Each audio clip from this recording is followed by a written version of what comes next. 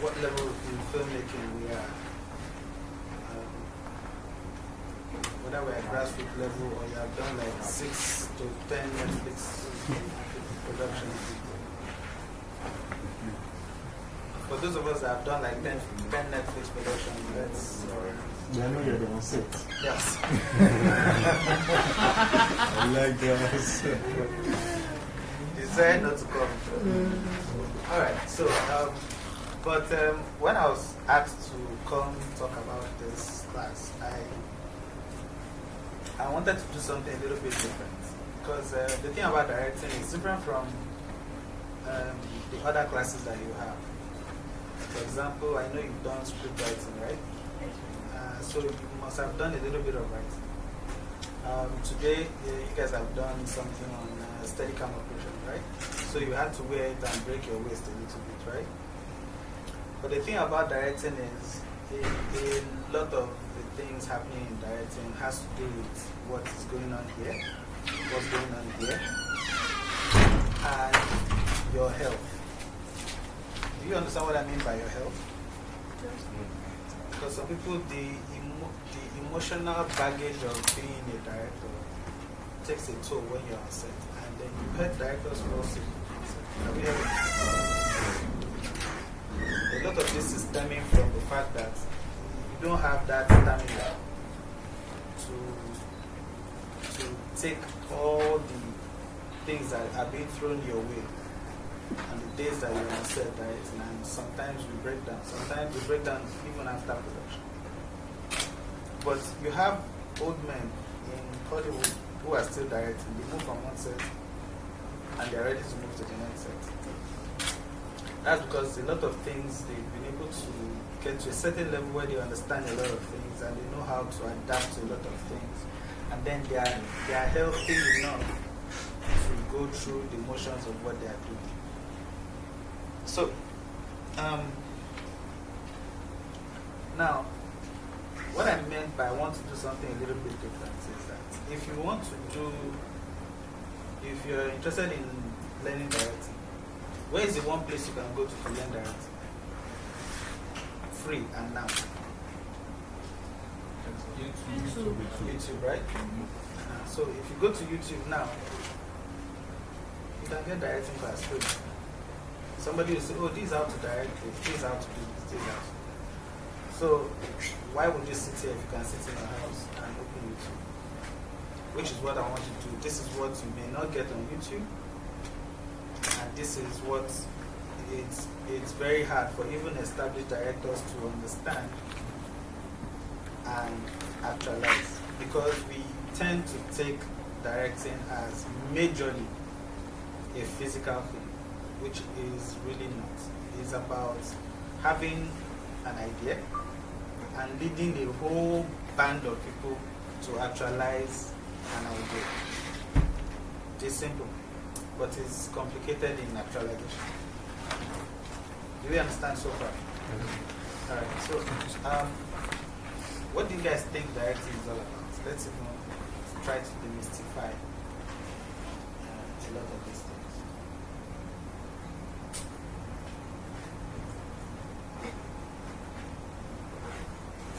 Whatever you think it is, if you feel it is the guy that comes to sit on stand and set and shout at everyone, just say. Good morning, everyone. My name is Daniel. I feel directing is an essence of bringing together different parts of filmmaking to tell a story. Tell a story. So, what do you understand by tell a story? Because I believe we understand the bringing all elements of film together. But you also understand the process of bringing all the elements of film together. Alright, so, but what do you understand by to tell a story? You can jump in, anyone can jump in. I think it is giving a particular perspective or trajectory to how the story has to be built or how it is to be projected. How is what do you mean by project? To be shown, like to display on the screen. Why is it displayed? And so you could see that by the answers you're giving, we're still looking at directing as what? A physical thing, right? So it's where we always get our responsibility as a director wrong, right? Sorry, I have to take this. I'm taking a class.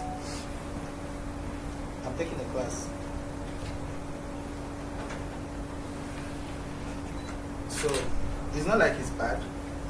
But it's that we are putting the cart before the horse. You understand what I'm saying? So it's why I'm querying what you understand, even at the level, whatever level you are.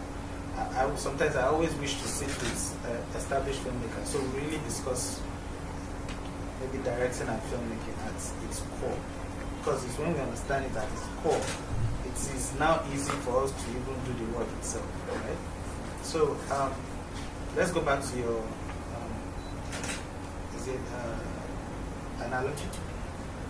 You said, remind me again, what did you say? I said everything is bringing elements together filmmaking to tell a story.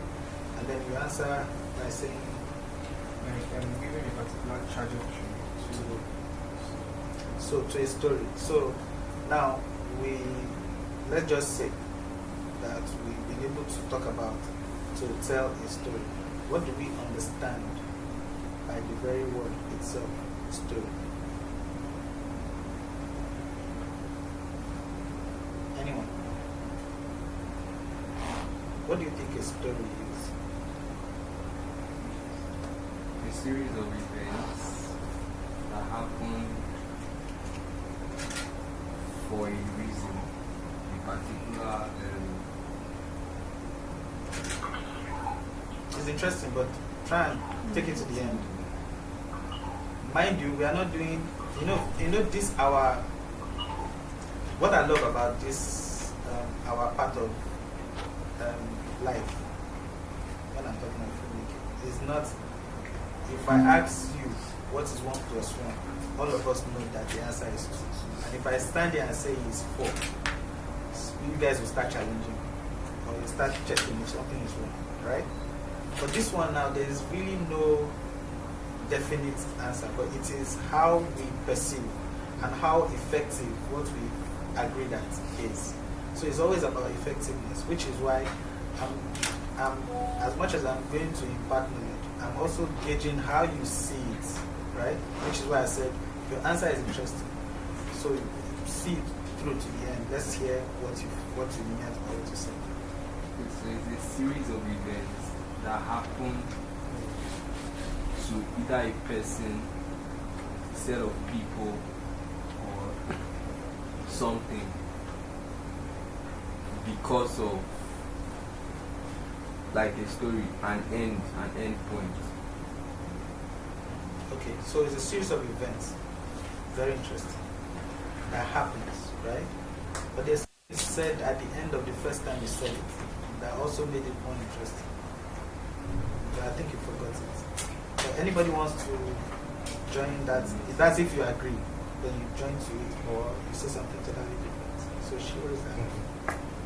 History, I think, is an unfolding event that portrays or brings to light the lifestyle of the person, either for constructive reasons or destructive reasons, or it brings out a person's lifestyle into a picture where every other person has different perspectives to remain or see it. Okay, so that's what you see as a story. Are you relating this to film? Okay, generally. Because it sounds a little bit off to film, right? It sounds a little bit off when it comes to film. But I can take that as general. Okay, so, yeah. So I feel like the story is, just like saying, a series of events. Oh, sorry. Sorry. Stay away from dictionary. So I feel like the story is a series of events or an event that comprises ideas, thoughts, and emotions. Okay, a story is a series of events that has ideas, thoughts and emotions. Okay. Yeah. It's what you're saying is true. but doesn't really convey. What you're saying is true. I'm trying to think of a way to answer that. What you're saying is true, but it doesn't really convey where we are going. Okay. Series of events that convey information. You have to communicate, like pass information for people to be able to relate to whatever you're saying or whatever you're putting out there. For people to relate to whatever you're putting out. Okay. Yeah, it's still true, but it doesn't. What I'm trying to, where the carrying and they go, is for you to have depth. Right. Well, okay, so I just want to tie it. Okay. All these stories Yes. is what purpose? For entertainment. For entertainment. Just this event, storytelling, the purpose is for entertainment or anything like what you're trying to say. So we need to tie it to something at the end. Like you said, he said, sorry again, brush me off. Yes, Ideas. So the ideas is for what? What for? So I'll just end it off by saying all these things, all these ideas, all this imagery, all these foretales, they are all for entertainment. That is a very good perspective to look at. I also know that it's always tied to the dictionary part of what that is, right? But just saying it that everything culminates to entertainment is very interesting, and I'll tell you why it's interesting today. Let's see if we can now, in our layman's understanding, let's try and marry everything you guys have said, right? So story should be series of events, right? By saying series of events, right, the idea of it being communicating ideas of it is already there, right? So you should say series of events, but to what purpose, right? That conveys a message. So rather than use the word message, I'll use idea, right? That conveys an idea, right?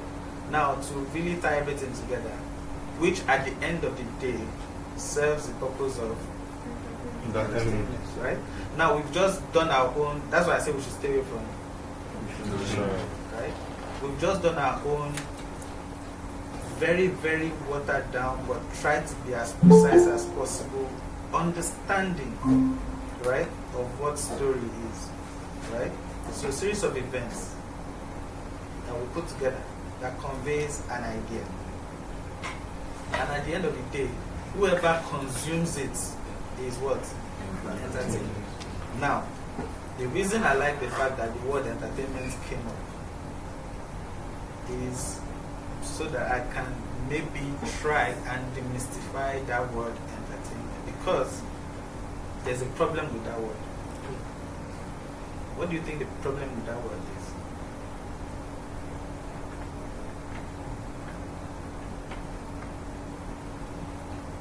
What do you think the problem with that word is?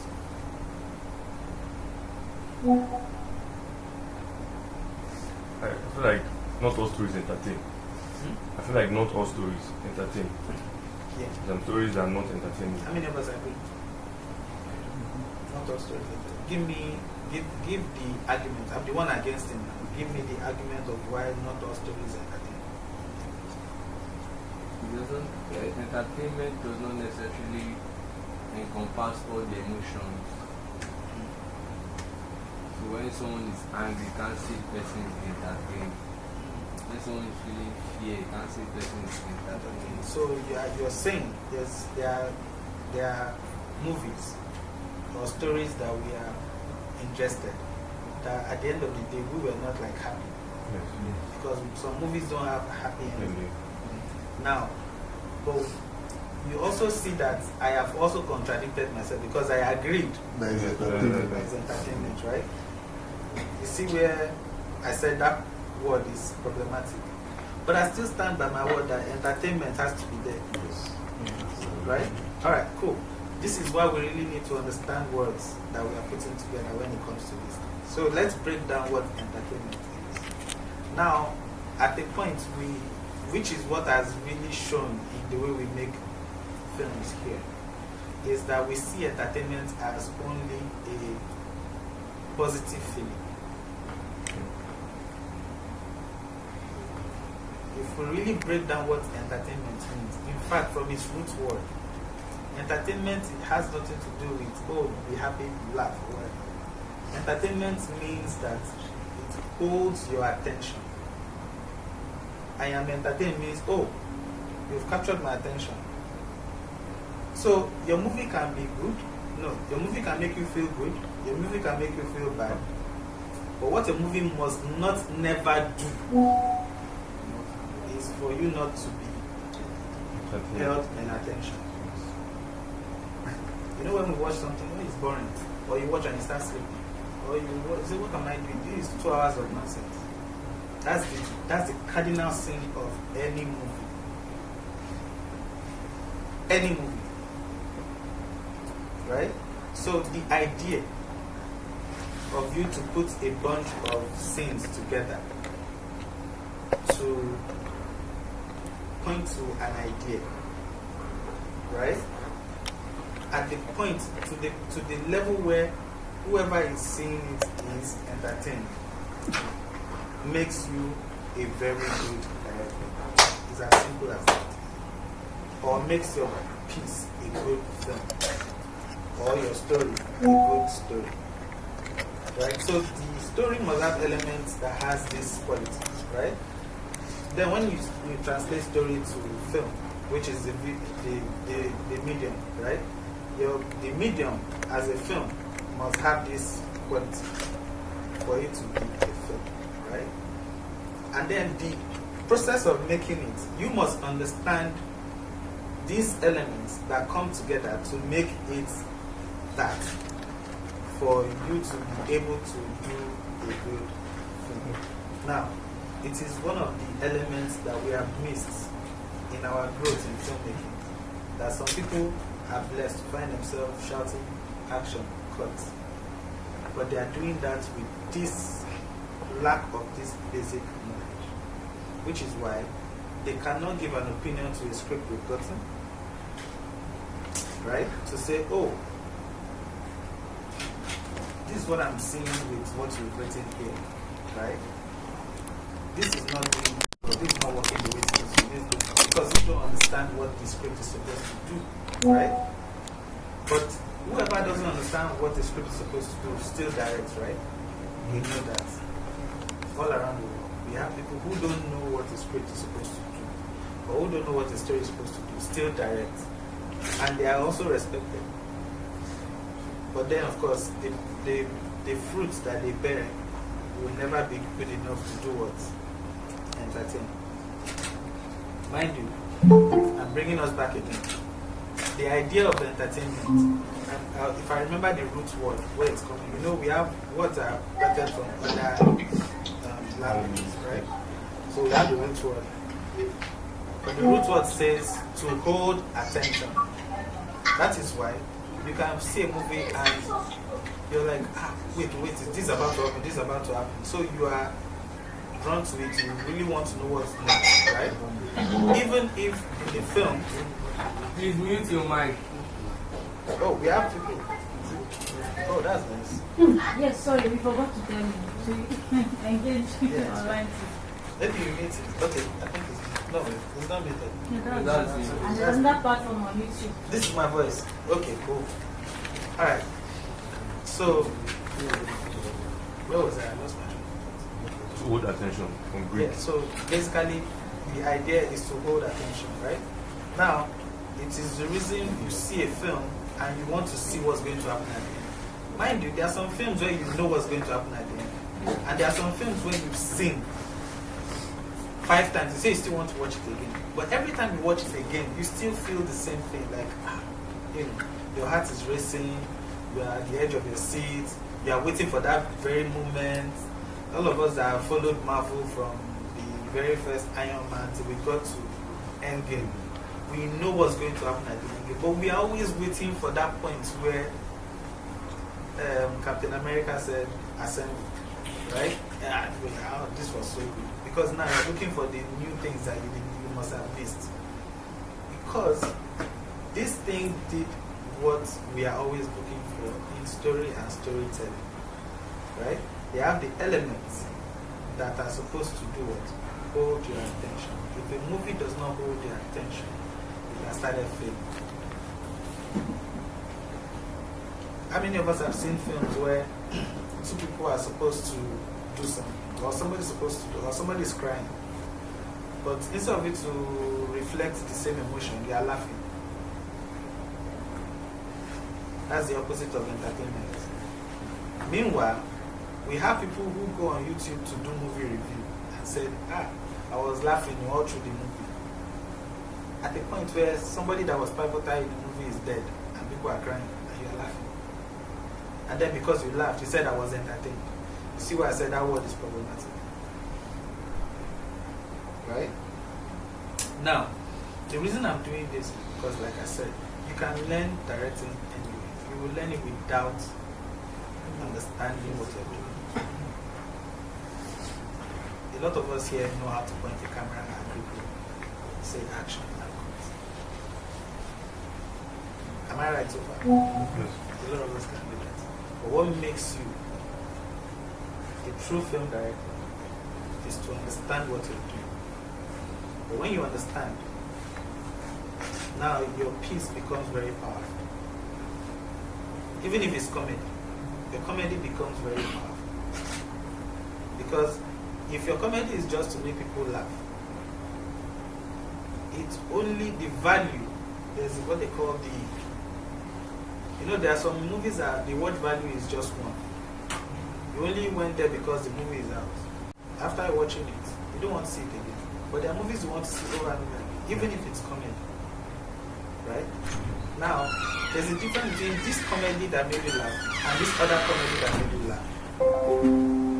What made you come back to this other comedy is because of these elements that the filmmaker understood. What made you see a movie and then we have to now remind you, what was that movie again? Oh, I've forgotten that movie even exists. It's because it does not have these elements. This is why I said I really love a point where you get to see people who have even made films, and then we really evaluate the films they're making and saying, okay, what do we change? How do we move forward? Which is called, there's another word for evaluation, where you look at your project you've done, or you look at your life as a professional and say, okay, this is what I've been doing. So what should I be doing different? You review and you say, okay, I think from now on, I don't work on any project except I review the script. It should be in my contract. Now, when you start reviewing, you're looking for the elements that should make these things stand. And if it's missing, you suggest it, right? And you have them do what they call a rewrite. Rewrite is not, correct English. No, rewrite is, at the context, are these elements we are looking for, are they effective? Are they working? Are they showing up? Are they not there? Should we add them? Should we remove them? But when you don't understand as a director, once you just see page 1 to page 9, let's go. You get what I'm saying? That is what would separate you from other people who make movies. Remember, like I said, no matter even if it's comedy, it should still be powerful enough, because in comedy you should be able to walk away with something. A Nigerian comedy might be about a father who doesn't. His job is just to go and make money and bring to the family. To the point where he doesn't even know that his sons are in the university. What he doesn't, he just drop money in the house and go to work. But then, in the course of the film, a lot of things that the man is doing that is funny, that the interaction with this child that is funny, now makes this man realize that, I've really wasted a lot of my life that I could have spent with my son. Right? But then we are still laughing because the funny elements are there. The man will be like, my son is in secondary school. And I will be like, I'm in final year. The way it's being played out to be funny. Right? But then again, there will be moments where the man realizes, I've wasted my life. Now, what we've done with the film is, whoever is seeing it, and there's a reason I use father and son, because we are, when the comes to the women amongst us in Nigeria. We are very mushy, but we feel like men should be every time is boom, boom, we are strong, whatever. But if you make a comedy about a father figure who has not been a father, he's just a father by nomenclature, and we are very happy, we are laughing about all the antics that has gone on in the movie, but we now realize that you're a father, you're watching that. Wait, how much time am I spending with my son? Right? And then you now start reflecting the things you've seen in the movie. Maybe there was a game they were now playing. You decide to now do it with your son. So you did not only entertain in the way we see entertainment before, we are also doing something powerful, which is why some movies will always come back to be very, very evergreen to us. And that's the power of storytelling. Right? Okay. So I made a few notes. I just wanted to make sure that I just wanted to bury this somewhere in your heads. It will come up, hopefully, I pray. Because even after everything I'm going to do now, it may not be as significant as what I've tried to bury. And maybe, hopefully, one day it will come up for you to say, okay, you know what, let me really think about what should make me make my movie effective when I start directing, or when I'm writing, or when I'm working on a movie. Or you might end up being an executive that has to sign up on it. So you don't just collect anything, right? Alright. So we all know that film is very complex, right? Filmmaking is very complex. You as a director, there are some things you need to put in your arsenal, right? What do you think a camera operator or a cinematographer is supposed to have in his arsenal? Let's mention this guy. Allen Key. Camera I like the itself. fact that you started with Allen Key. Alright. The camera itself. Camera itself, tripod, lenses, tripod. Alright. Yeah? The best. The one you saw here. Alright. What? Understanding of exposure. Oh, the understanding of exposure. Lighting. Basically, we've mentioned equipment, right? Yeah. It's only once that we've mentioned something that is not physical, which is what?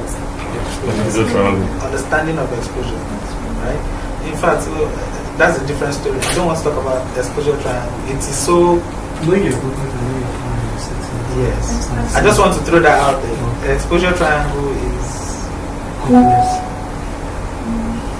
is a scam.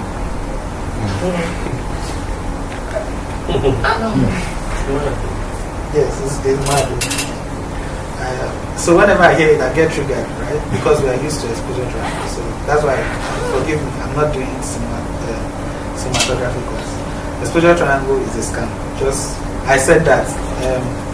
I'm known in the industry as the one that will always say something stupid. So. Alright, cool. You know, we mentioned a lot of physical stuff, but understanding of exposure, I'd rather take that over exposure triangle. Right? Is one of the tools we should have. Okay, so let's go to the director. What is the tools a director should possess? He should buy at OK Japan or import from abroad. That he should have. What are the tools a film director should have?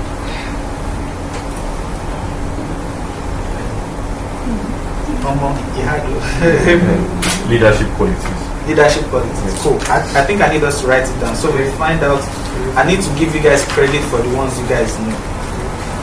So leadership qualities. Right? Knowing how to Emotional leadership qualities. knowing how to tell the story and you need the people. How do we make it a bullet word? Knowing the craft. Storytelling.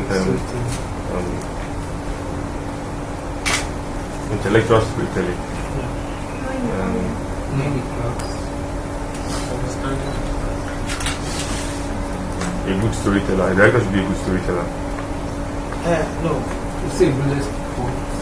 Okay, so me as somebody who has only Canon and somebody who has a 10 box of this thing, is there a difference? quality of cameras? No, 2 cinematographers. Right? Me and what's my friend's name that came? Steady Paul. So between me and Steady Paul, he has all the boxes of it. I have just Canon, and we are calling both of us right? But he has more tools. So no matter how much knowledge I have, if I don't have the tools to interpret the knowledge, right? So I'm trying to see how we can, you guys are saying something, but I'm trying to put it in the bullets. So the knowledge of the craft. Say what you said in the beginning. Knowing how to tell the story good. Okay, so like I said, when you said leadership qualities, who said that? I said that. And then you now said Emotional. Emotional intelligence can be chopped because somebody will come now, if you don't give me your I will not know how to handle that person. And it's different from the way you handle this other person, right? So that's leadership quality. Emotional intelligence comes under leadership. That's why I did not take it. So I want us to have, you guys have said the same thing, about 3 of you, but I want us to have a word to hold on to, because we need to go back and review the qualities that you guys are talking about. So it's knowing how to interpret the script to screen. Okay, so what do we call that? Visual. Let's find something. Thank God we're not in class where people use big grammar to break our head. Somebody now would have just said one thing now that all of us will start shouting. Okay, let's manage something. What can we manage? Let's find the word to. Okay, let's use technical know-how. Right? Let's manage technical know-how. Well, that's the second one you guys have said. Okay, so what other tools should the director have? Critical thinking. Wait, okay. Yeah, right. I wanted to ask, they should raise up their voices. Communicational skills. Leadership. Acting skills. I don't know where to put that. It's still the knowledge. You have to know every department. Yeah, you know when they say, oh, for you to become a director, you have to be in all the departments. But it's the knowledge. You see how hard it is. So if we don't know, because let me just tell you the truth. If all of you have 10 films under your belt, right? And we sit here and I ask the same question, it will be hard. So I'm trying to prove that there is a problem. So it's not that you can just hear from my mouth and it feels like I'm just boboing people.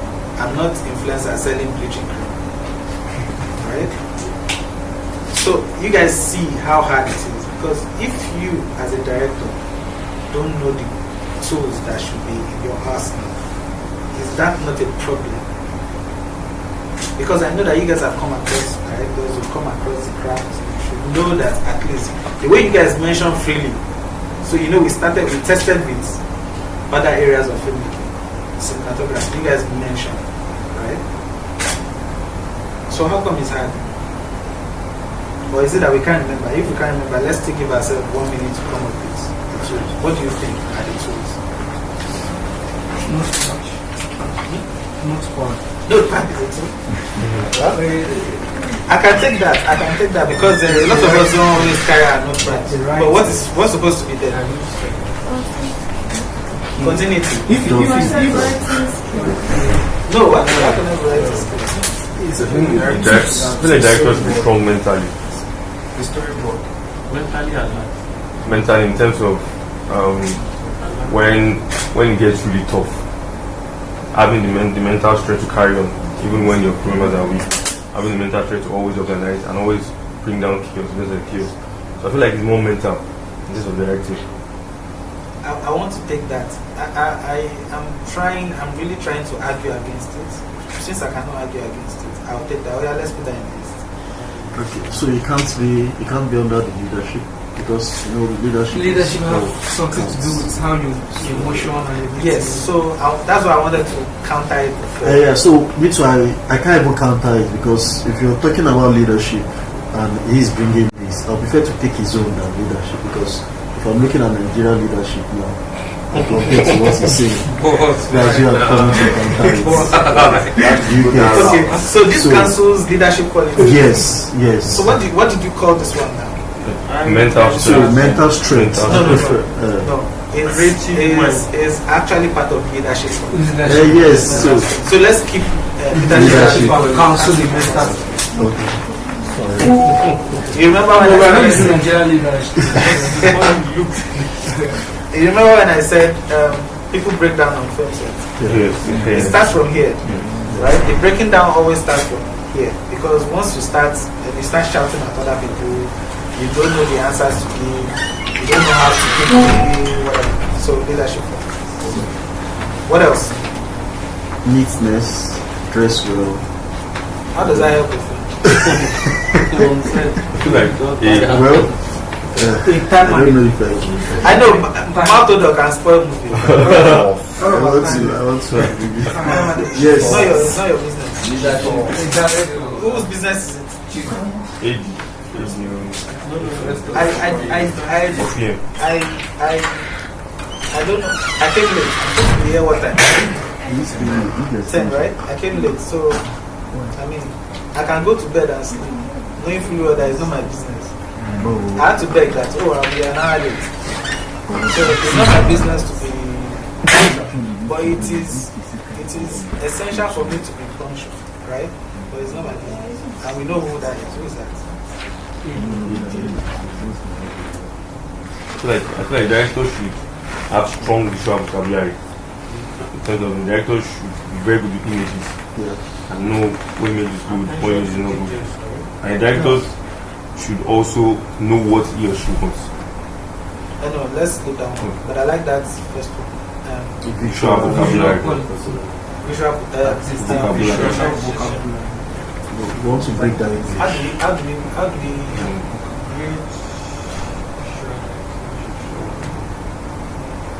No, I'm keeping that word. I wanted to add to it. Say it again. So I said the directors should be strong visually.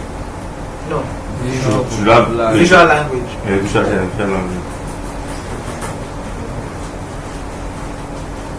Understanding of visual language. Okay, let's put understanding. Visualization. No, it's understanding that makes you visualize now. Okay, I thought you were bringing it as another.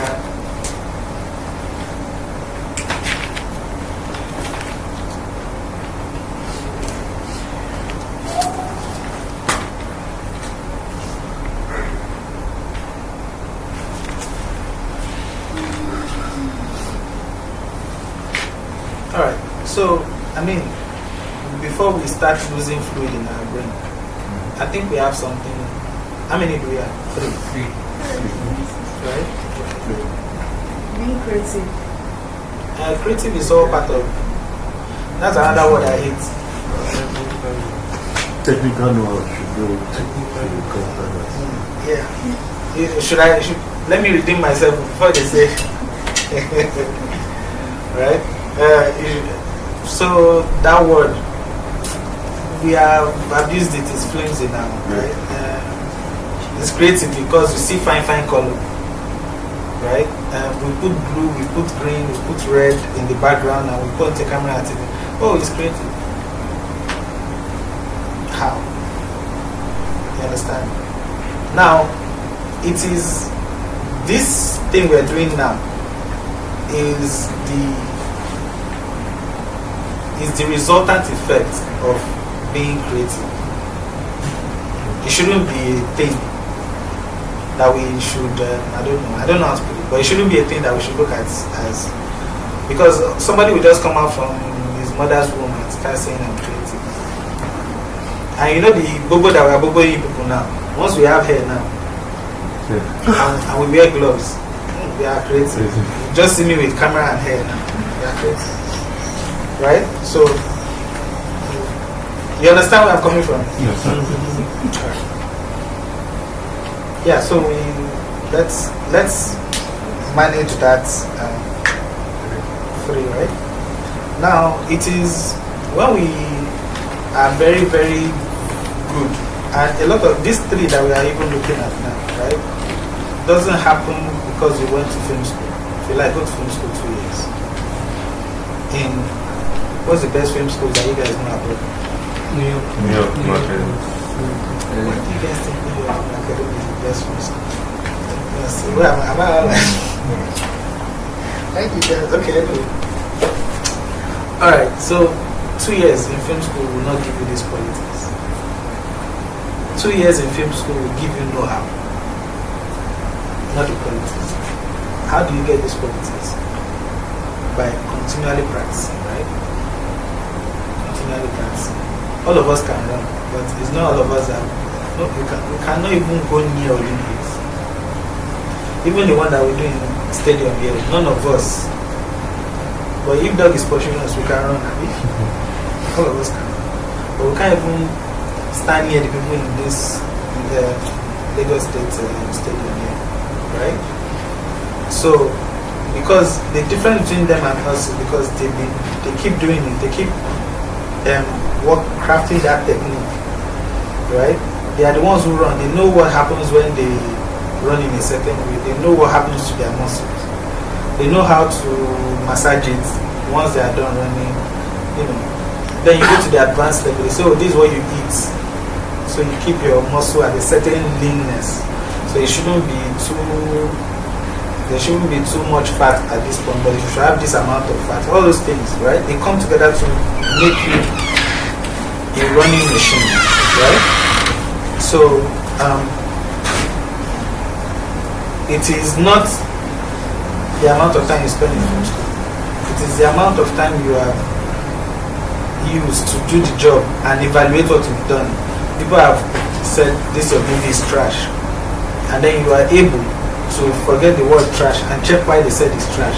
I say, okay, I will never do this mistake again, of course. What makes us better is because we've been making mistakes. Which is why I hate why our culture has made mistake a bad thing, which is not. Do you guys understand? Yes, sir. Teachers vilify you for making mistakes, right? So we don't make mistakes. So we rather cheat in exams and in tests than make mistakes. Meanwhile, we are supposed to be allowed to make mistakes so that we don't make it again. Once they say, "Oh, this is a mistake you made there. This is a mistake you made there," you know, right? So our culture, or the way we are as Nigerians, they made us hate mistakes. Meanwhile, you're supposed to be making a lot of short films because making a full feature is expensive, right? Even making a short is expensive, but that's the best you can do. You're supposed to make a lot of shorts and make a lot of mistakes and make a lot of trash. Because a culmination of short films is just like a culmination of scenes, events that makes a full feature, right? So when you understand how to put a short film together, to the point, you've been doing it so much to the point where it will wake you up to just make a short film. You've been able to build a mental fortitude to handle every scene, right? Not just to say, "Oh, action cut, they point camera and people just dance around and move away." No, to be able to break down one scene to the barest minimum with all the technical know-how and know how to approach it and everything is that training you have been doing, so that when it comes to now making a film, you know how to make a series of scenes and connect them together to make a feature, right? You get where I'm coming from? Yes, sir. So I'm going to just talk about a few points. Some of them we've started doing it, so it's a lot of these names, you already understand what it is, what it means, what it entails. And the first one, obviously, is storytelling. As a director, what you need to have is a proper understanding of storytelling. If I come up with any of the points, so you know those points that we made, right? Yes, the points that we made, keep it so that whenever I bring up anything that points to any of the points, you bring us back there, right? Alright. So the first one is storytelling. So storytelling is pretty much visualizing story. That's pretty much it. So you have a text, right? You turn that text into what we see. Now, if a text says, so that our class is not just too much of sitting down, right? A scene, or a section of the scene says, Jumai has not seen anyone come to the compound since the pandemic. Her internet has been off. She is lonely. You realize that those 3 lines has no dialogue. How do you bring that text to life? Yeah, let's do. If you want to step up as a director, let us see how your mind is working. So, vocalize how your mind is working based on those 3 texts. So can you come again with the 3 texts? Okay, I said Jumai has been lonely. She has not seen anyone since the pandemic, right? There is no connection. There's no means of communication. So those 3 lines, they are in your. When you have in the script, you have scene description, right? That's your text. There's no dialogue. But then that is a scene. How do you do it? Okay. The idea is to show a frustrated Juma. Okay. I walks into a scene, probably room by just complaining, or maybe trying to press her phone, trying to send a particular message, and discover that her data has finished, no cash, and she cannot go out. She's frustrated, and then she starts ranting. Okay, who wants to criticize this? By the way, we didn't talk about taking and giving criticism. We don't do that anyway. It's very bad. So I'm opening the floor for us to criticize what he has said. I want to get it clear, Juma has been doing it. That was the first thing. Yes. Then she hasn't seen anyone since the pandemic. It wasn't fair. There is no access to communication. I'm changing the word, but the lines remain the same. Okay, I will criticize on you. As a director, he did establish that is in the building where he is, there is a home and everywhere is locked.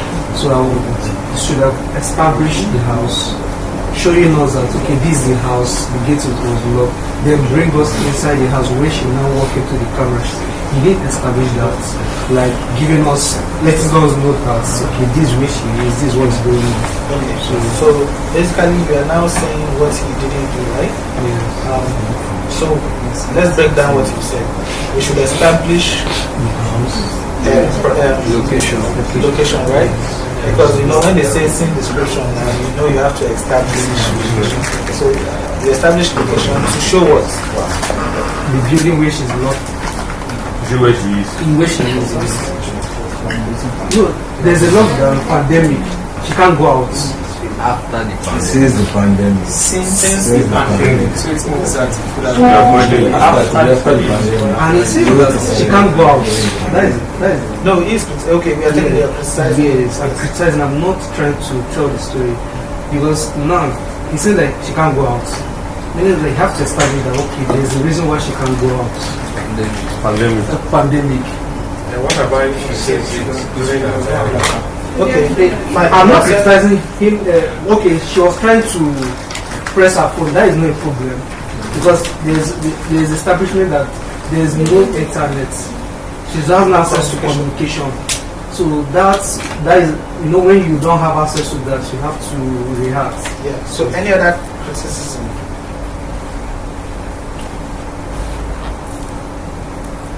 Okay, what would you, if you are agreeing, what are you changing in what you're saying? Okay, As if you agree. but you don't. I don't really, since it's a one scene, Yeah. if it's like more than one scene, we could have maybe had a scene before that showing that there's generally the pandemic in the country or the population or the lockdown. So But then again, you are the yoga. You understand what I mean by yoga? You are the basically the alpha and omega of this. so I can twist Yes, it. I only gave you 3 lines. Okay. You are the one who has the power to say this is what I can communicate for them to understand this different, because you're not going to give us the script in the cinema. You get? You see how I'm trying to make you guys understand the scope of your work, right? So, who wants to now interpret the 3 lines into a scene? By the way, I was waiting for somebody to even say that the fact that he mentioned that she said or she was texting is already against the text. Right? communication. So basically it's non-verbal, right? But we are still communicating, right? So now that you have that, who wants to have it? Well, I want to keep insisting on that. On her trying to text, probably mean that she's not aware that there's no internet. Why trying to do that? She not discover. Okay. I can argue. I can use this argument to counter you. Okay? That means she was not lonely at first. That's first. No, I can even say, just by the word, since the pandemic, she already knows there's no internet. So there's no even point of going to the phone. Yes. You know, She was trying to see if after all this while it did not work, maybe today. so are you serving the line or you want to explain something else? You see now? She has been doing. She wasn't seeing her since the pandemic. What I think about that. How do you portray? Let me say it again. How do you portray? How do you visualize? Because your job as a director is to visualize text, right? To screen, right? Alright. I was going to say that, okay, Jumai has been doing that maybe she before the pandemic, probably she works in an office, right? She's not like kind of an introvert. No, okay, so there's something you're doing that is also wrong, which you did. Is you're not showing us what you're going to portray. Like I'm giving you a camera now, right? And we have this phone. You can actually even do it now. Tell me to stand or do whatever, right? That's if I'm doing but I don't think I can portray Juma. We have potential Juma, right? What I'm saying, but what you're doing is to explain the scene. That is something you do in your house when you are breaking it down, right? As a director, you do what? You break down. But then you now have to turn it into visual. So how do you visualize that 3 lines? Okay, so just like you said, you talked about establishment shots. So you have an staff, you show where she is, then you punch in, you come to the house. So we can see her preset, probably sitting down already. If she has a TV, there's a TV, or maybe a radio. You can hear like a voice about the TV on the radio. The news, the pandemic, today we heard that 300 people are getting coronavirus, blah blah blah. That shows information. I just let us know that this is what's currently happening. So she's sitting down, she's watching TV. Then you can leave her in a white shirt since she feels isolated and she feels lonely. Leave her in a white shirt. You just see her doing different things. She'll probably sit down, she's staring at TV, maybe a close up on her face, showing that she's lonely. She stands, she walks. The camera can just be locked and just see her just do business in the frame. She's like, we do like crosses or like just do like time lapse. We just see her do different things in the scene. She probably goes to the kitchen, gets something. She just goes to that TV. Just see her expressions basically just tell her expressions and her loneliness. The fact that she's isolated, she's always white, she's always very tiny in the frame. So visually we let people know that okay, this girl, she's just lonely. They want me pointing into her face, you see that oh, she's frustrated. Then the thing about text can also work in terms that she's probably on her phone. Then we have like a VFX pop up by the side. That just show that there's no internet, she's trying to and she's just frustrated, can't reach anybody. You should try to pick her phone. Sorry, we don't have enough airtime to call this number. So in just those 3 lines, we could see that one by the TV, we could see that there's pandemic. You can see that she's isolated due to the visual style that she's in a white shirt. And also, I forgot the third thing we talked about. I forgot the third Communication. Then communication, yes, from the text, from her phone, you can see that she doesn't have a time and she doesn't have the time. Okay. Who was Trying to just to get understand that time. That one, no access to communication, and I think it's more concerned. okay? So are you criticizing, or I should explain? Let me explain. Okay. So no. I just came up with no access to communicate, which is basically to talk to someone else. That's why I can allow the TV, right? Right. I can allow the TV because TV is only one-way communication. It's not a two-way communication, right? So you can see that Juma is in prison, solitary. She's in a dark room at the corner of her jail, whatever, and she's not allowed any communication. I like the way you cheated because we didn't say she's in the house, right? So what you did, which is actually brilliant, is you took a step further from what you did, right? What do we see? Because the next thing I wanted to do was to say you don't have a bunch of scenes, you have a shot to say everything in those 3 minutes. So you did the cheat code, which I can applaud you for that, right? Just looking at a shot, she's in a corner, you see bars, and she's sitting there in the corner. You've just done those 3 things. In prison, you cannot communicate, right? Yeah. The fact that we have a very wide shot and she's inside the corner, you didn't say that anyway, I'm borrowing from you. The fact that we have a wide shot, locked, she's in one corner there, crouched in one place, shows isolation, right? What's the first one that we're talking about? She's lonely. All that shows lonely because there's no one else in the cell, right? So, You can't communicate. pandemic, okay, so fine, I like that. You've just criticized it. No. Criticize it now. So Imagine. let's establish that criticize that so we not show it's pandemic. If we are to add to what it's doing, how do we now show that it's No, I think we used to Nose mask. That's why. No, we didn't use Pandemic. we didn't use Nose mask. She's been lonely since the pandemic. So how do we bring pandemic? Nose mask. Time of the year. She wears the nose mask. In the prison. Okay, I can buy that. I know she's only one. Yeah, but I like the Nose mask. I'm trying to stop myself from actually thinking as a guy. I'm just trying to make you guys do the work. So that's why I had to stop myself from agreeing. Yeah, so nose mask, that's the criticism. Time code on the screen. Any other thing? Which screen? No, don't do that. Who said? Somebody said that before. Was it you? It says to show. Yes. I wanted to, don't do that.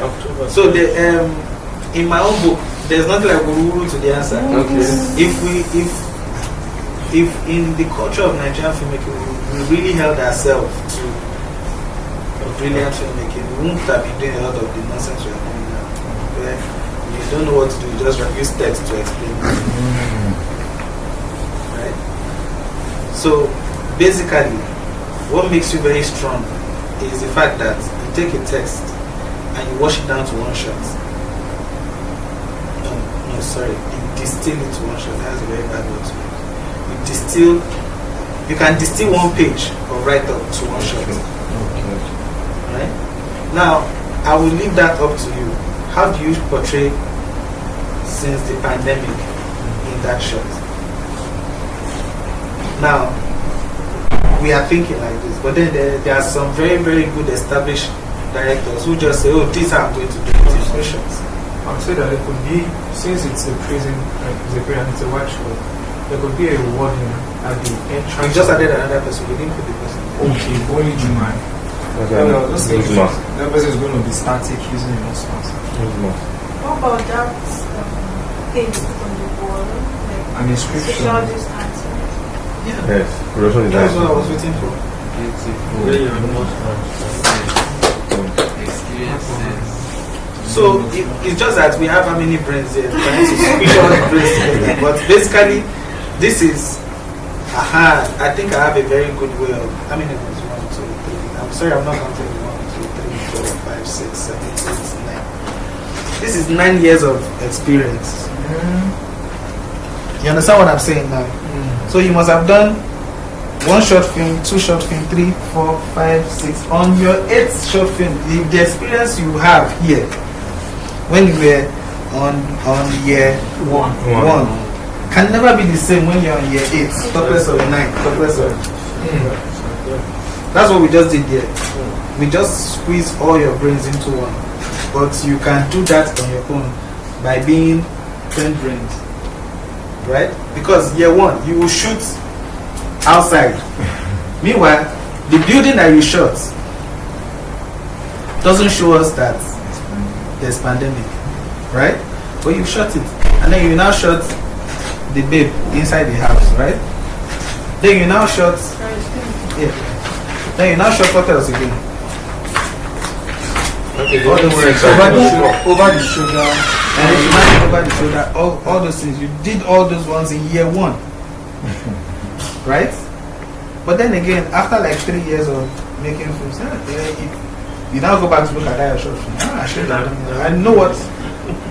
I was transferring my old hard drive and I saw one of the short films and I did. This is stupid. Right? But if you still go to where people were commenting, it was the best thing I've done since sliced bread. That's growth, right? Yeah. So you would have done all that. But in this year, you take the same script after doing a lot of work on yourself. It's just that very short. That's what directing is. Right?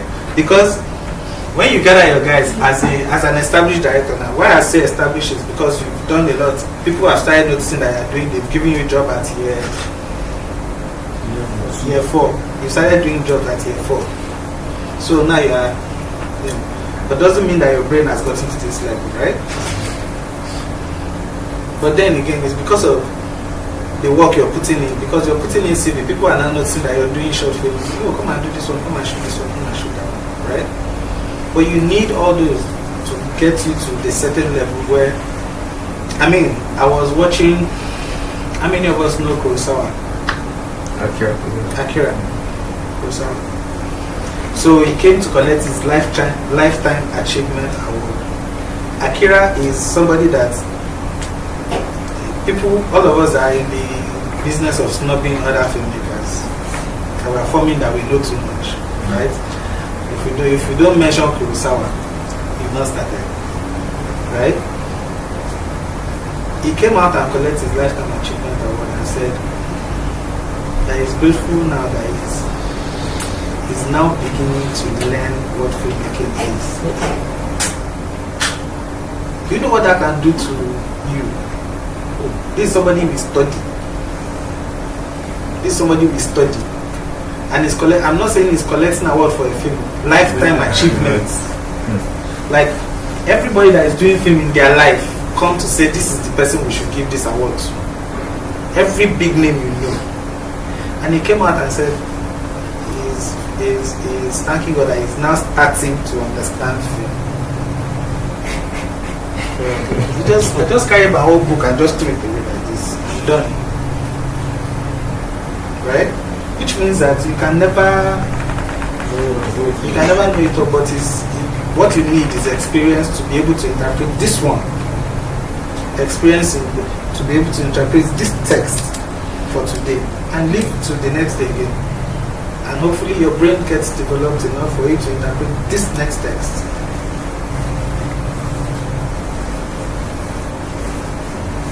Right? Okay. So you see how we've been able to talk about the first one, which is what?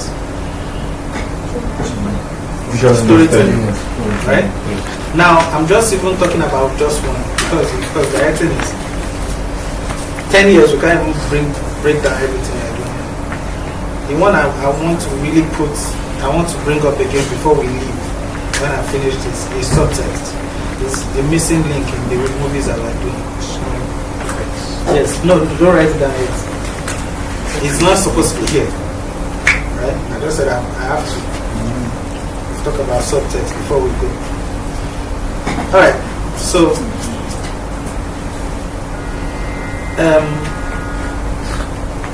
another thing we should really understand how to do is casting. Now let me make you understand what I mean beyond what you think casting is. There is a film talk I did.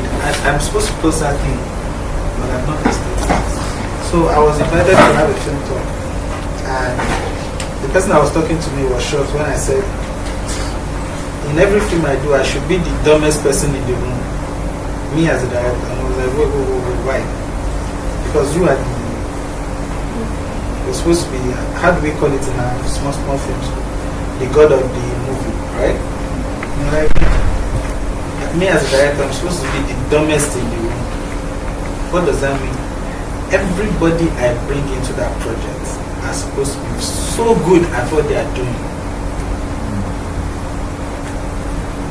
So good that I am the one coming to all of you to say, this is what I'm trying to make. And then you say, oh, okay, when it comes to cinematography, this is how we should do it. When it comes to the work of aiding this thing, we should do it this way. When it comes to how to feed people, because we have group 1 working in Lagos and group 2, they are doing stunts, whatever. I think we should feed them this way. We should not just cook and send it everywhere. We just pay these people here to do this. We just do. Because the person that is even in charge of us eating can mess up our shoot too. Right? So it is up to you who is picking the right artistic team together. Right? To know the right people to pick. Not to pick your girlfriend or to pick the guy that you like. But no, there might be a guy that you don't like, but he's the best at what he does. So you need that discipline as what? A leader. To say, dude, I don't like you, but we are doing this project. Because it's the one that will do that thing the best. Right? So casting, we're not just talking of casting actors. We know that one. The reason you cast actors is because you want to know that they fit. Not because they can act. Two different things. Not because they can act. They can act is supposed to be there before you even come into the room. Yes. Right? Our biggest problem now is that we only pick people because they can act, because we don't have options. Before you even walk through that, you are the best actors in sliced bread. The casting is not to look for somebody that can act. The casting is to look for somebody that can pull up a role. Right? But it takes a director who understands this to know how to cast the actors and how to cast the crew. Right? If you tell Paul, right? Sorry? Steady Paul. Say, oh, this scene is a girl who is lonely. She's lonely. It's pandemic and whatever. So this is the house. We're not using prison. Paul will now say, you know what? I think I should pull up the Steadicam. What we should do is we start from outside. We see that the whole street is empty. So I can move from that. As I'm passing through the compound, we see where they are saying face mask, whatever. Day 400 in pandemic, whatever. So the camera is showing all those as it's going. It shows that even the compound is isolated, goes into the door, and finally arrives on this babe sitting down there. You can see the phone line is unplugged, right? Or the internet is unplugged and everything. And then he arrives on her and we see that she's there. We say, oh, that's how to do it. I say, okay, fine. The next thing I ask myself is, does that show what I'm trying to say with the text? If it agrees, then you say yes. Okay, let's do it that way. Or you say, you know what? It's just a static shot. Let's just show this. say, okay, fine, let's do it that way. Oh, but I want to light it in this way, so that it shows isolation, or it shows that the place is dead. Instead of lighting it in such a way that everything pops, like our Netflix films. Everything is very shiny and beautiful, right? So it is those people who are very good, that I know that they are very good. They will never shoot these two different films the same way. They know how to approach because every film has its own design. They know how to approach it. Those are the people I select to be my people in working in the movie. Maybe after this film, I have another film. I may not pick Paul, because I know where Paul is strong in, right? I know how Paul will be able to, that Paul may not be able to interpret this other film I'm doing. Not because, oh, Paul is my man, I must put him in all the projects. You understand what I'm saying? Which is why, as a director, you need to watch other people, study everybody, know who is doing what, right? Study everything. This guy's inspiration, what's his name? The guy that did Oppenheimer. Christopher Nolan. Christopher Nolan, you know, he goes to art galleries. He's influenced by a lot of painting. He's influenced by manga, Japanese artwork. A lot of things. I'm sure you guys have seen YouTube where they are showing what his influences in his films. Have you guys? Okay, anyway, so that's. So another thing that I wrote on social media a few days ago, and people were like, stems from this. How many times have we been blocking in our movie? How many of us have been on set with? Okay. How much of blocking did you witness? Given that we understand what blocking is. How much of blocking did you witness in the last project? Wait, was it you that directed? It wasn't directed. Was it that directed? Right? Or it has historical assistance. Assistance. How much of blocking is a movie? Yes. How much of blocking happened in the film? What do you mean blocking? I don't understand. Okay, fine, we'll get to that. Yes, I did a lot of blockings because the actors had a lot of movements, and there are some indoor scenes and some outdoor scenes. Yeah, break down one of the blockings. Okay, so there was a scene, the two characters, the male and the female. They were supposed to walk in. They came back from somewhere. So one of them was at a point. One of them had said, "Like someone was supposed to sit, one of them was supposed to stand." At some point, both of them were supposed to stand and look at each other. At some point, one of them was supposed to go to the window, deliver some lines, turn, and walk towards the person that is sitting. Then kill the person. So that's like the whole. So that's how I went.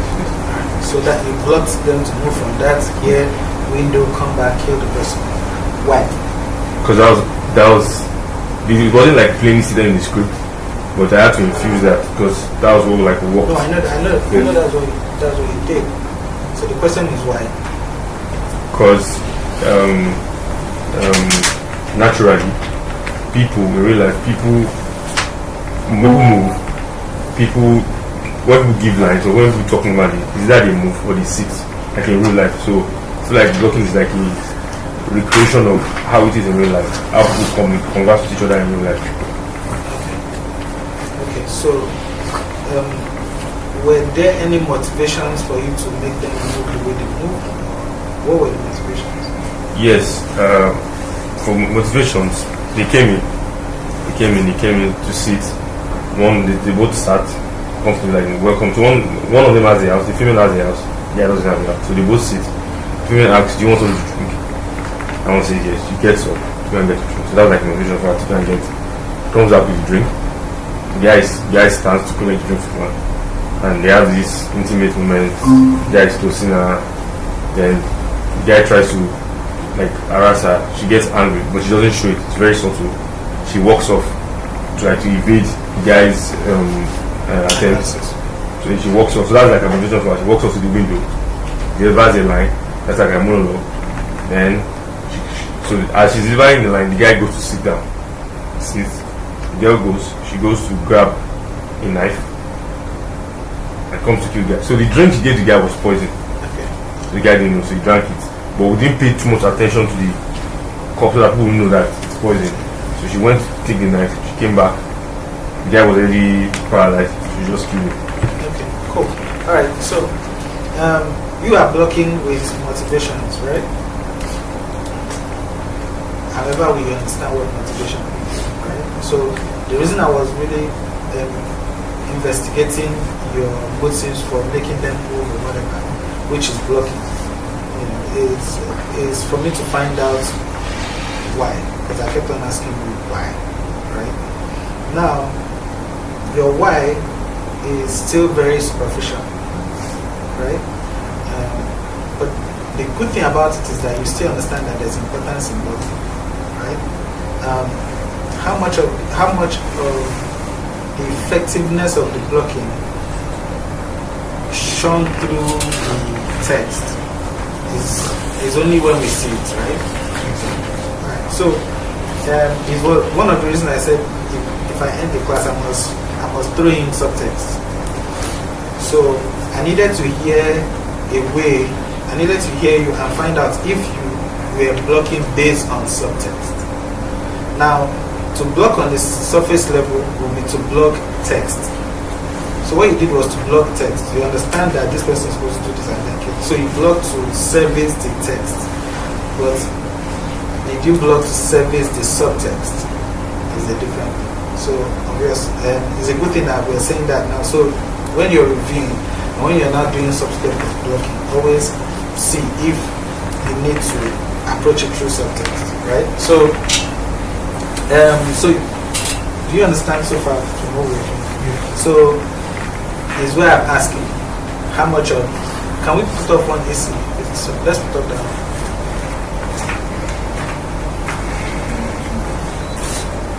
So I think that one is not even coming to. Or we can put it up. No. This one's This is the one that is hitting all of you directly. And it's bad. Okay, so there's a lot of our movies we're seeing. In fact, when I wrote that thing, somebody wanted to put me in trouble and said Jaguar.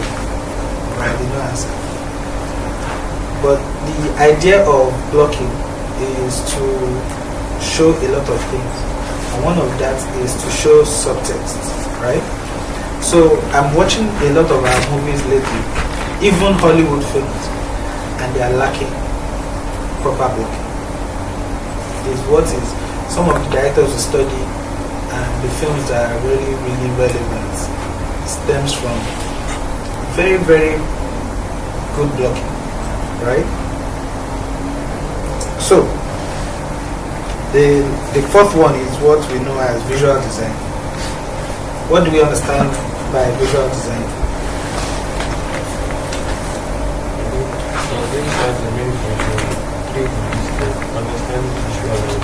Understanding visual art, right? So I don't think it also has to do with production design. it has to. So it's from that production design itself. Because who is in charge of production design? Production design. Does he design the production on his own? No.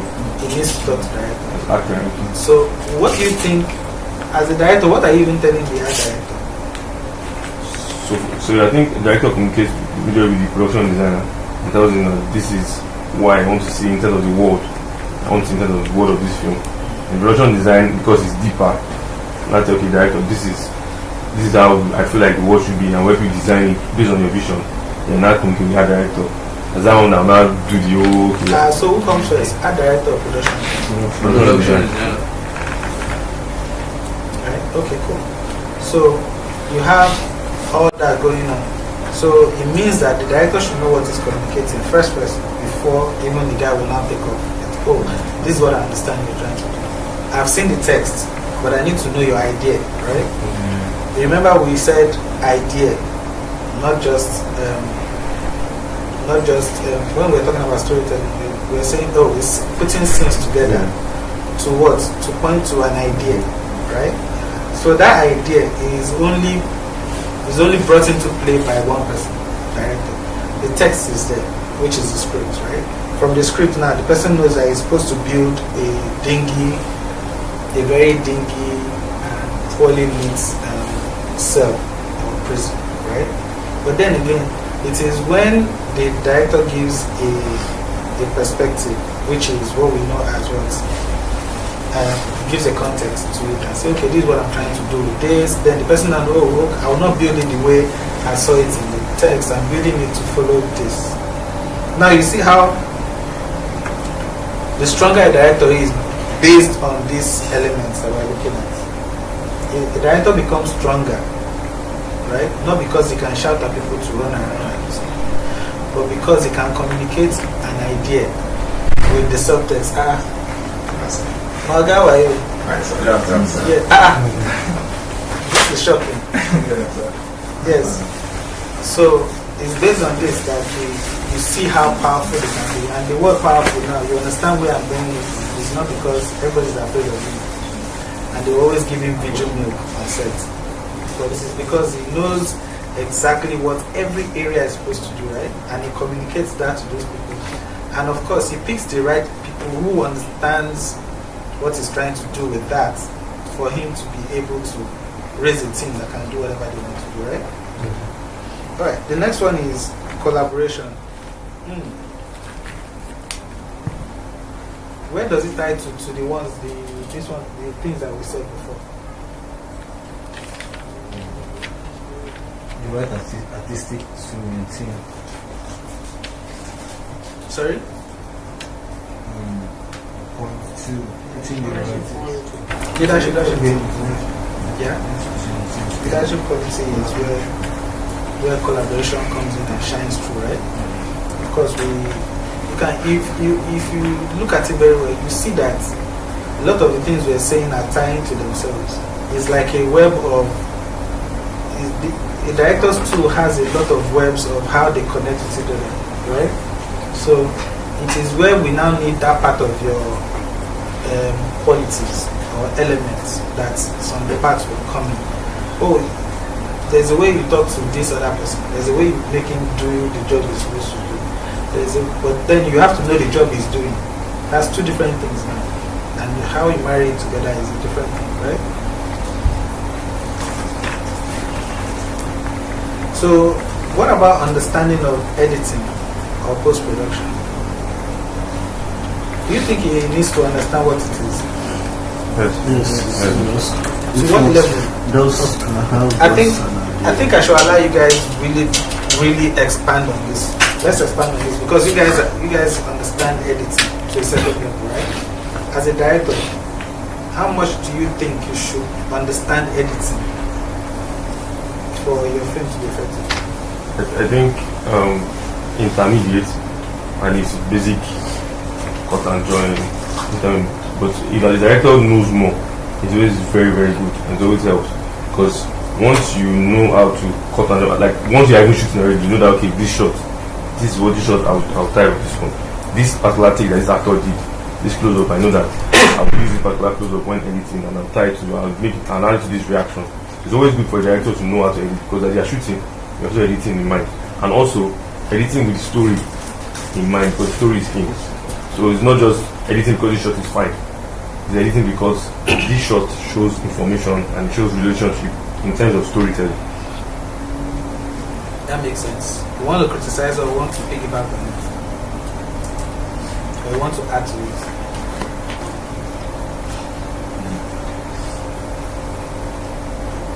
Now I want to even go a little bit deeper. Now, a director, do we agree that a director doesn't necessarily have to understand or know how to edit? They should have knowledge of it, not that should not understand because the danger is even if there's a good shot or you have the clips are very in everything that you're saying, so the production does not really look the way the director is the whole thing. I don't think to him the cinematographer, the editors, so to say, or the production team, I feel that their work is superb. The director might come like someone this is the movie I direct. So that's why you see some people might say, don't put my name on this. So we should be able to tell them that, come on, this and this particular thing, cut this, just like everyone said, cut this, okay, remove this particular thing, put it here and something like that. Okay, so do you see why like I said, a lot of things are connected to each other. You see why I said that understanding your casting is very important? Because you know you cast the editor too, right? You cast an editor that you know can edit, right? But beyond that, it's not somebody that can edit. Everybody can edit in 5 days. Can I say that again? Everybody can edit in 5 days. That doesn't make you an editor. Especially when it comes, you know, as I'm talking of film world. I'm not talking of music video. I'm not talking of okay, I'm not talking of skits. I'm not saying CapCut, right? I think that's my mistake, because I should have established that when I'm talking now, every word we use here, although it has been abused, I'm using it in a very, very professional. That is why you're even arguing that way, right? Because anybody who can edit will just, and then I will now come back to the person and say, oh no, this is not my job. No, we have had our discussion. After I've casted you, we've had a discussion and I've been able to show you the idea I'm going for. Right? Because if an editor understands, who is a professional, understands that, oh, this film is in a certain tone, he won't cut it like music video. Right? Imagine something that is supposed to be very dramatic, looking like a Shake video. Right? And maybe because your casting was wrong, you see your friend editing music video for the video, for whatever, oh, he's an editor, you bring him to film. You messed up. But that guy is a professional, very good. Right? Yeah, there's a guy that was recommended to me to edit something. And I was looking at his CV, the video, Banner Boy. So I was like, these are all big names, but they are all music videos. So I didn't pick him. His work is very good. Very good. Why didn't I pick him? Well, let me not say the way you're saying, because it doesn't have. That's me judging already. But I don't know, because the CV doesn't tell me that he has experience in storytelling. His CV does not tell me he has. But if it's somebody that I don't know from anywhere, and I'm seeing this, and it's all movies, right? And I go and check 1 or 2 of the movies, that can tell me, oh, this is even the tone that he has done it. This is the tone I'm trying to imbibe in my own film. Already, it's been casted. You see where casting is very important. Not because, oh, I know the guy, but the guy is my friend, and he has done 3,000 music videos.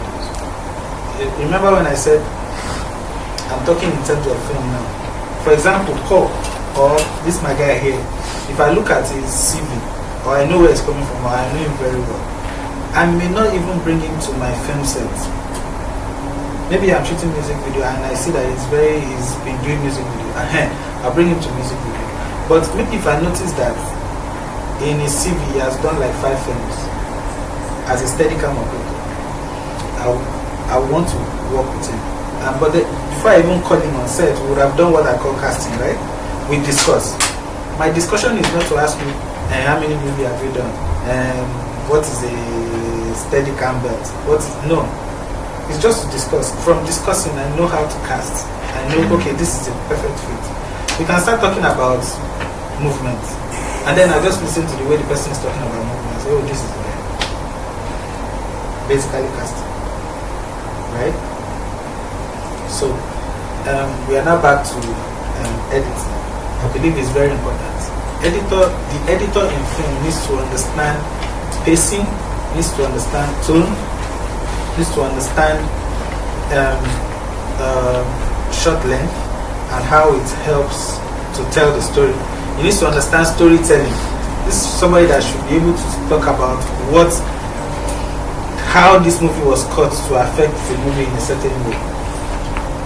he needs to understand when not to cut at all. Right? You say, oh no, there's no need for me to cut any of this. It's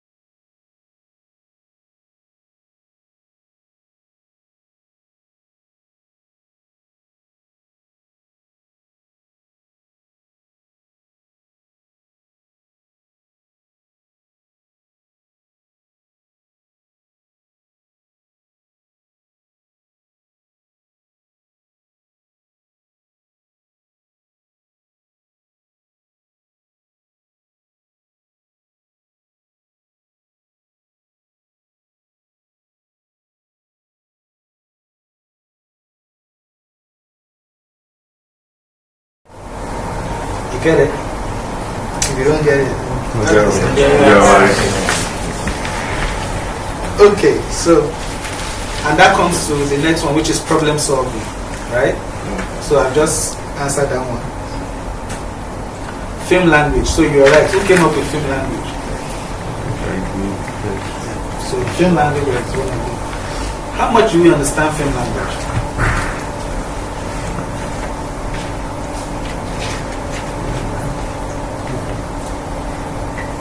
Let's talk about film language. Small. We'll jump back.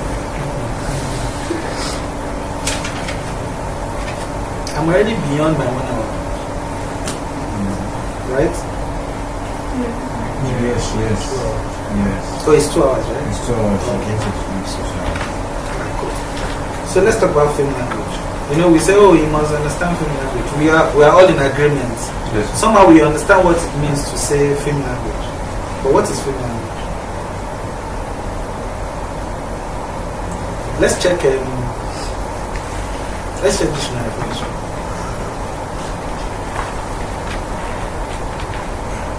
I think film language is film vocabulary is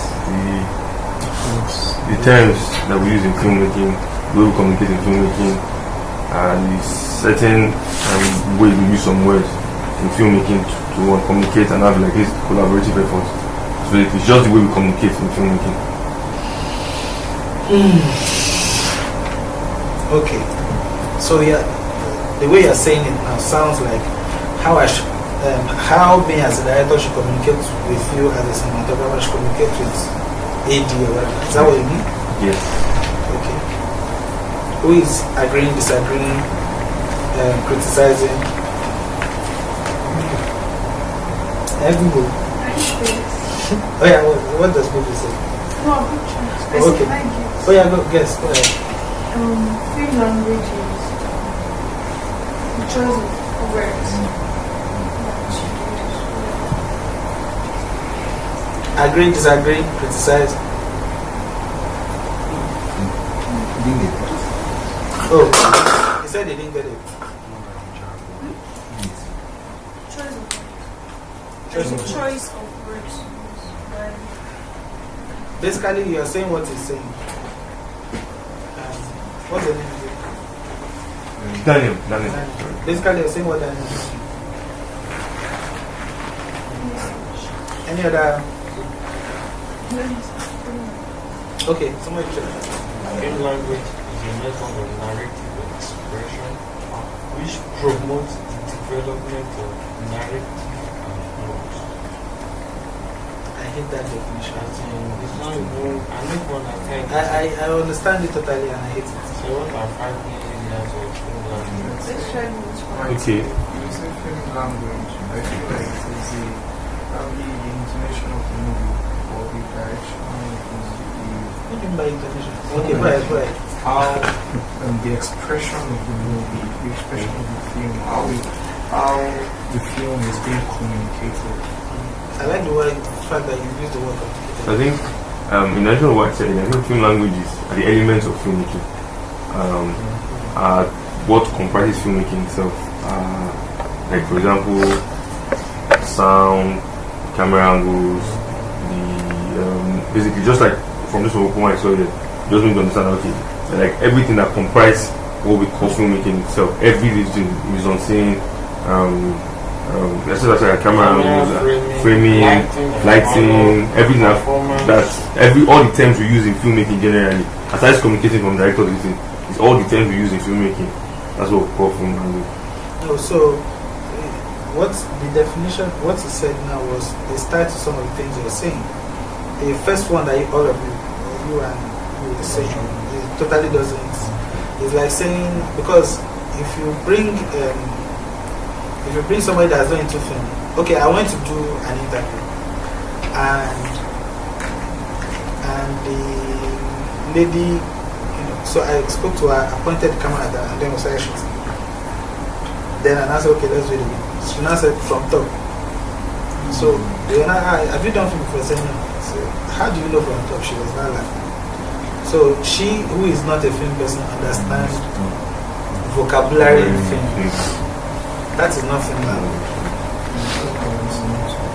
Yes, so let's hear you again.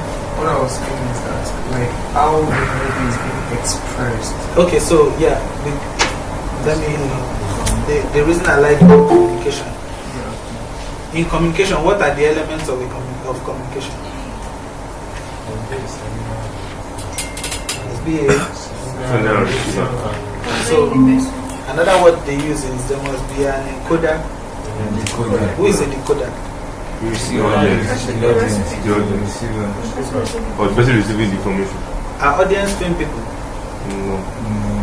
Have we not destroyed your first definition? Right?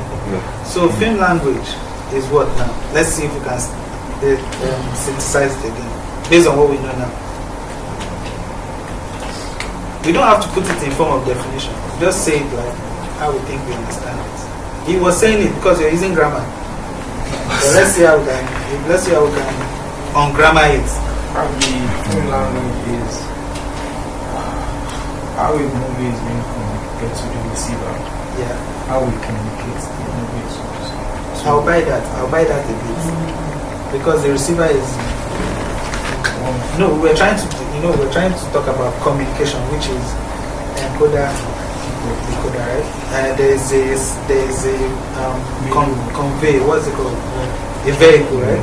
So we have the encoder, we have the medium, thank you, then we have the decoder, right?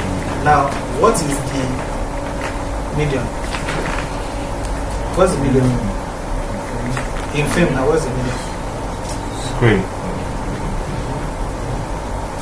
Camera. Frequency. Size. Size? What's the Size. medium? Okay, let's start again. What is the encoder? Film itself. Is film the encoder? the camera. Is camera the encoder? The screen that we see. The script? The screen itself, whatever medium you're watching it from. On We already TV, use medium now. TV, Netflix, video on demand, What is the medium? TV, tab, anywhere you're watching it from. Okay, so it's always good to ask these questions because it makes us understand why we get it wrong when we ask in the first place, right? Now, the medium is what? Film. So why were you keeping it to yourself till now? I said film before. Who said film now? I said film. Oh, you said film when? Yeah, I said film before. I did not answer, and I kept saying other things. Oh, okay. This is how we need confidence. So film is the medium, right? Encoding and decoding is between what and who? Me and them. The filmmakers and the audience, right? So the encoders, what do they encode? The story. And what do we decode? The idea. The what? The idea. The idea. So we carry idea, just the way we do in computer, we carry idea, we synthesize it, right? And embed it in entertainment. Not the entertainment we used to know, the entertainment we know today. We bury it inside entertainment. And then they will now decode it by watching it. Which medium are they, what are they watching? The medium. The medium is not your TV. Medium is the film itself. Because it's the media that we use to watch the medium that is different, right? Phone, laptop, TV, whatever. But the medium is what? Film. Other mediums are what? Books, music, podcast, whatever, right? But the medium we are studying now is what? Film, right? So we encode idea. All the camera, see how useless everything is. Cameras, if you like, carry the biggest camera. Abi? We've seen an Ari win an award. By the way, when I say award now, I mean people look at something and say this piece of work was really encoded and decoded, right? So we have Ari winning an award, and we also have iPhone winning an award for film. So we see how useless that's part of the things. So it is everything culminated into an idea that we are encoding into film. And then the people that are decoding needs to understand that language to be able to decode, right? Because in communication, if I'm speaking to you in Yoruba, hopefully you know Yoruba, you will not understand, right? Because you don't have the means to decode the idea. Because when I speak to you now, I'm conveying an idea in the medium of language, right? Now, if you don't get the idea I'm trying to put up, maybe my idea is to convey I am hungry, right? And you have the means to service that. And I say it in Yoruba, you cannot decode, there's a problem, right? So, we have the idea, we put it, embed it in film, right? Now, it is not the film that we were doing in the first place. What we were trying to do since filmmaking as an idea, since morning, since I came here, is to carry an idea and synthesize it. That idea has to be synthesized in such a way that it is entertaining. Now you see, now it's not the jokes that we were saying in the comedy that is the film. It's the idea of father figure to somebody who needs a father figure. You see now that the laughter part of it is the element, right? Now we've been able to do. So when the audience is now decoding, they now get the message amidst the laughing, amidst the chuckling, amidst the feeling good, or amidst the feeling bad. If it is, for example, the reason why we should not vote bad leaders, because Boko Haram will eventually get to Lagos. That is a movie that will end badly, right? But then we've been able to say this is why we should not vote bad leaders. We've been able, in our world now, a lot of us still, in motion, wherever, we still don't know why we shouldn't even wear a t-shirt that says BAT for 2023. We don't understand until we're able to infuse the message, right, in the entertainment, for them to say, oh, by voting this man, you actually can make this happen. Is that effective? You were able to put it together, right? Now, let's now arrive at what I meant by language. So the language is supposed to be natural, right? Because it's already there. We are born as human beings to be able to decode certain cues, certain visual languages, right? If I do like this, we all know what that means, right? If I do like this, what do you think it means? So you either decode one of two things, right?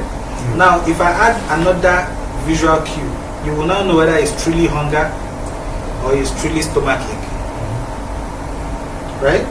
Doing like this might not be enough, right? But there might be something else I will now do without saying I'm hungry or without saying I have stomachache. Immediately you know what that means. Let me even talk about the most abused one we do in Hollywood. Once you see a girl do like this and start vomiting, Pregnancy. we don't know whether it was food poisoning. People don't vomit with food poisoning, right? Because if somebody that has not been inundated with Nollywood might be saying, she has food poisoning. But all of us, because of the amount of reinforcement of that information, once a girl puts her hand and starts throwing up, she runs. First of all, she has to run. And then she has to, outside, somebody sitting there must always say, they know they vomit for somebody must always, do you have money to clean the carpet? Somebody there will say, what's he doing? Have it? Right? So that language was not taught. That language that we're able to decode was not taught. So it's also everything, because we have things that are universal, right? We have things that are very universal. There's a way two people will express love here that we quickly understand. Even people abroad will understand. And we are quick to understand it when two people kiss themselves, right? In a foreign people. So these are languages or cues that we see and we are able to decode immediately, and we know that this is what it means, right? which is where we are saying that you get to a certain level in your distilling of text that once you see it, some of this decoding is not even as obvious as saying Otilon. Some of them we already decode it in the way we feel.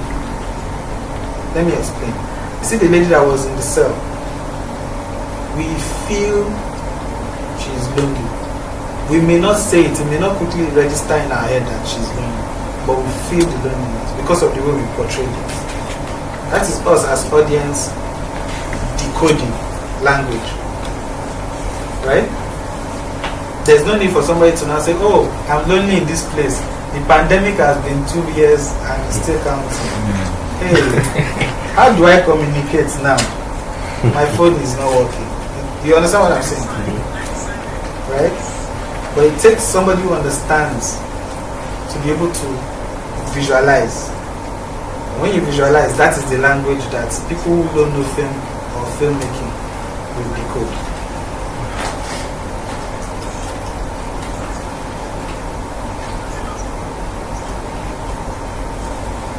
Emotional impact, I've been saying that since. That's the next one. How have I been saying that since? Who can help me? Impact. Basically, you're saying that that's when we're talking about being entertained. Entertainment doesn't have to be positive. Sometimes you can leave the cinema angry or sad. So basically, I think we can tell emotions to the audience. We want them to feel in a certain type of way. Any scene of training, so any film, we want them to feel this way or feel that way. So basically, filmmaking entails emotions. Yeah. So the emotional impact now is a core ingredient in entertainment, or it should be embedded in your entertainment. Remember when we said the importance of father figure in the site, right?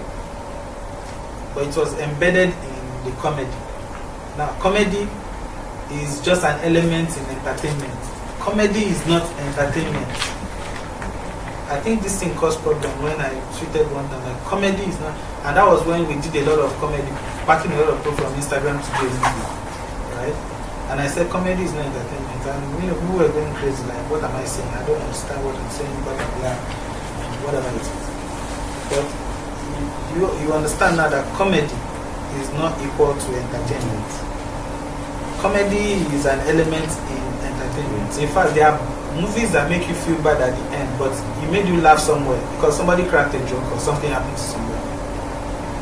Right? So, entertainment, we all know what it is now. Thank God. Sorry, are we to conclude like from this comedy is not that word. I'm just trying to hold. It's not totally entertainment. Or it's not. When you say it's part of entertainment, so it means we can say on a general note now that okay, comedy is not necessarily that because something is has some levels of comedy that has entertainment. Yes, I'm coming.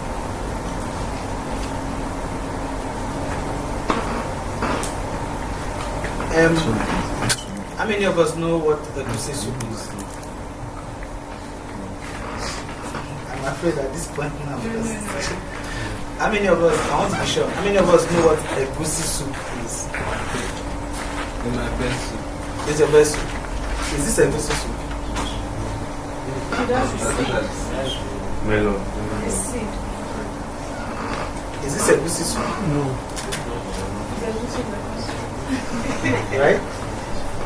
This is comedy. This is not entertainment.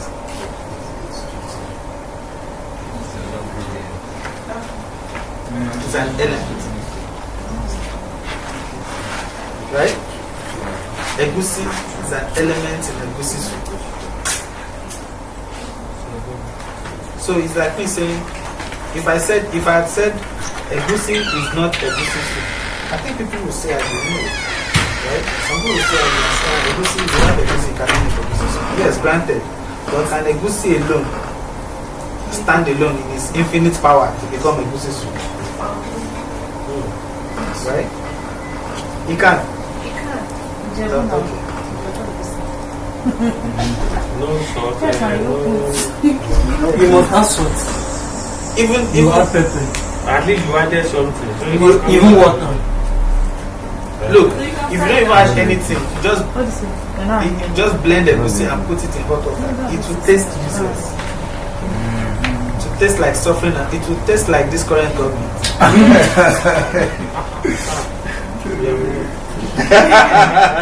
Oh Jesus, we have to cut this. please. So there's a probability that you Editor, can please see. cut this part. Can you imagine? The truth is always. The truth is bitter. I will not do. Yeah, you were saying something. Yes. There is a probability that you can see a movie and still feel indifferent. This is still part of the emotional impact. So, like I said, if you're indifferent to what? Is it to the movie itself or to the main character or whatever? So the I word saw the indifferent. movie, I am not happy. I don't even know what I just watched. I'm just. But did you Okay, watch it? finish. Did you watch it from the beginning to the end?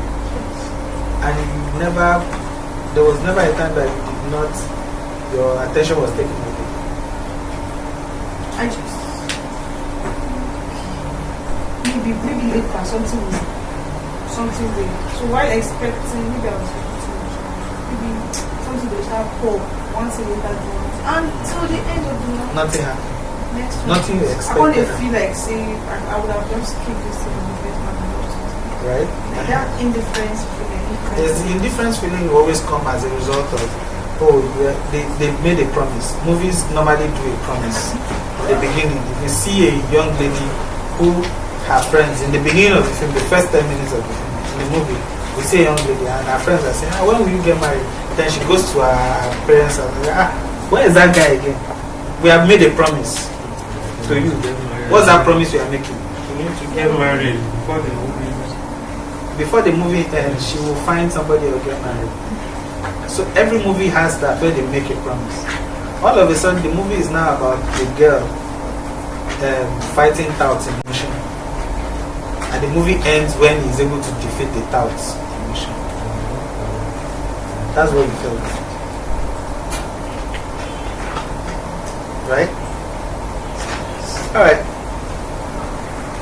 So let me quickly end it with what we should know as people who make subtext.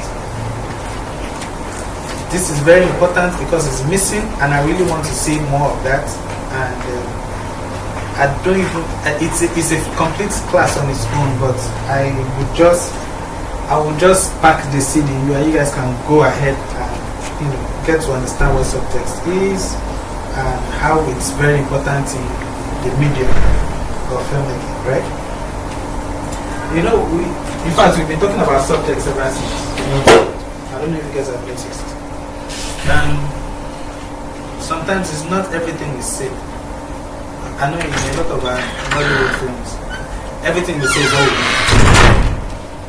But in good films, you know when somebody is talking on the phone and they're like, how are you? I'm doing okay.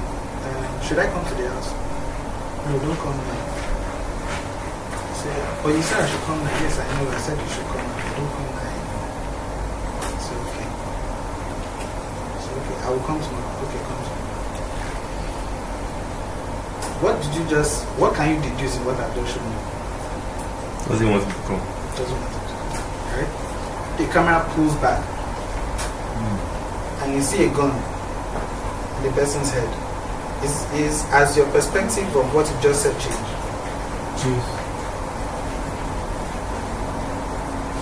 That means you don't want the person. There's a reason why you want to Because it's become. under duress. Under duress, right? So there's, we don't want another person to come there because the harm will come to that person. Or the person that is with the gun will now have issues. So maybe said, tell the person not to come, if not I will shoot you. Right? Meanwhile, the person has said before the phone call that you should come. Say, I'm coming. No, don't come anymore. I've changed my mind or whatever. But without seeing the gun, you have a different idea of what that was. If you're watching the movie scenes and you know that these two people are together, right? you start asking, oh, why doesn't he want her to come? This is not nice now. She's now, after telling the person to come, all of a sudden you say, don't come again. This is not nice. But when you now, they pull the camera back and you see somebody with a gun. Oh, he's trying to protect her. He's trying to protect him. Or whatever.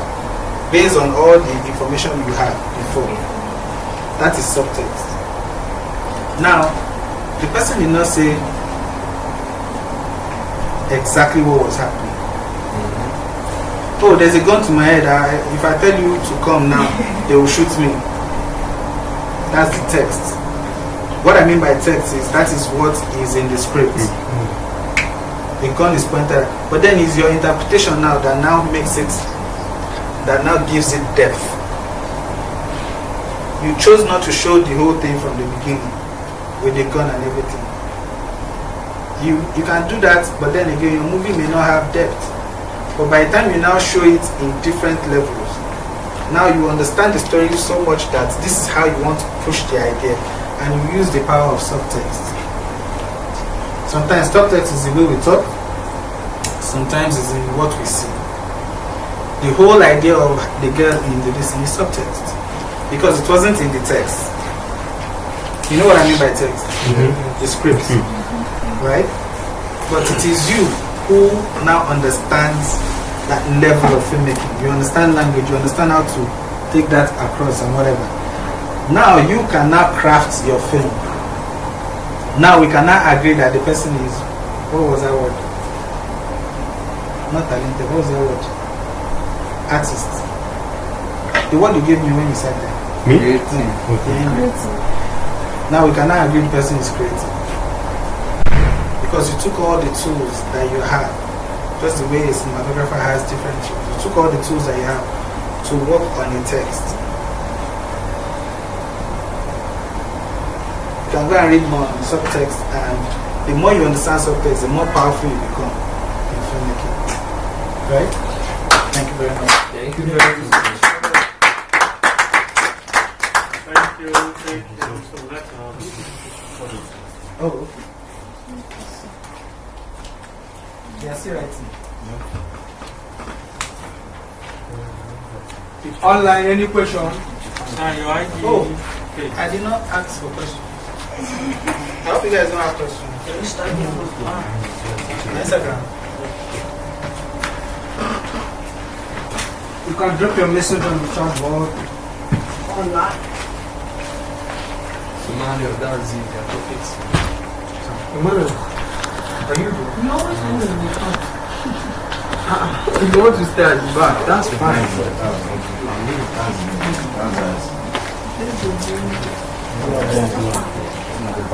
Can't see you. You're waiting in the front now. Come forward.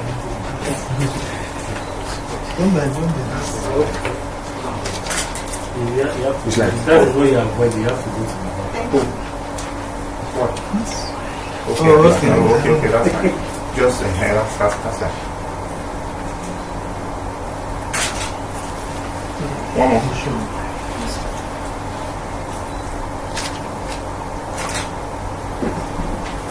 Why are you stealing my flash? I'm telling you. Alright. Thank you.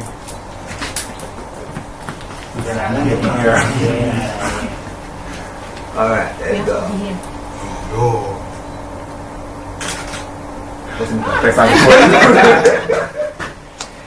Where down our apprentice, photographer apprentice, supposed to Thank you. The next class is starting right about now, and that is